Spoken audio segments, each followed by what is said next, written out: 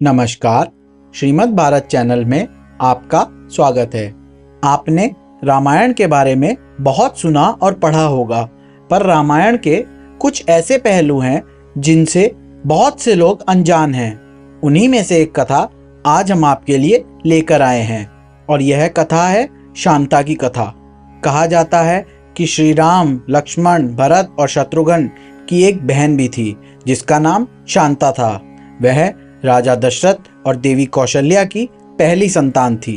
और ऐसी बहुत सी कथाएं हैं जो हमें बताती हैं कि शांता को श्री राम के जन्म से पहले ही अयोध्या से बाहर भेज दिया गया था, जिनमें से एक कथा के बारे में आज हम आपको बताएंगे। कहा जाता है कि जब शांता का जन्म हुआ तब 12 साल तक अयोध्या में अकाल पड़ा था। तब राजा दशरथ बहुत ही चिंतित थे, तो तभी उनके शुभ चिंतकों द्वारा उन्हें बताया गया कि इस अकाल का कारण शांता है। इसलिए उन्होंने अंग देश के राजा रोमपद और उनकी पत्नी वर्षिणी को, जो कि निसंतान थे, उन्हें शांता को दान में दे दिया। उसके बाद शांता कभी अयोध्या नहीं आई, क्योंकि राजा दशरथ उसे वापस अयोध्या बुलाने से डरते थे, कहीं फिर से अकाल ना पड़ जाए। उसके बाद कई सालों तक राजा दशरथ को कोई संतान नहीं हुई और इधर अंग देश में धीरे धीरे शांता बड़ी हो रही थी।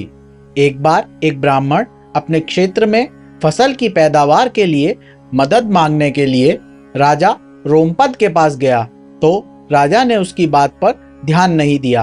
क्योंकि वह ब्राह्मण इंद्रदेव का भक्त था, तो इससे इंद्रदेव ने अपने भक्त की बेइज्जती पर कई साल तक अंग देश में बारिश नहीं होने दी, जिस वजह से सूखा पड़ गया।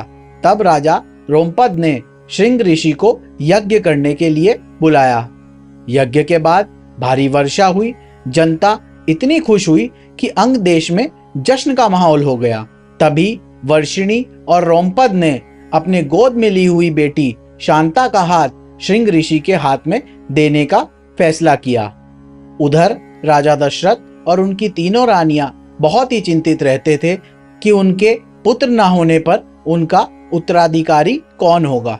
और इस चिंता को दूर करने के लिए ऋषि वशिष्ठ ने उन्हें सलाह दी कि आप अपने दामाद श्रृंग ऋषि से पुत्रेष्टि यज्ञ करवाएं, इससे आपको पुत्र की प्राप्ति होगी। इसके बाद राजा दशरथ ने आयोजन करने का आदेश दिया और श्रृंग ऋषि को न्योता भिजवाया। पहले तो श्रृंग ऋषि ने यज्ञ करने से इनकार किया, लेकिन बाद में शांता के कहने पर ही श्रृंग ऋषि राजा दशरथ के लिए पुत्र कामेष्टि यज्ञ करने के लिए तैयार हुए।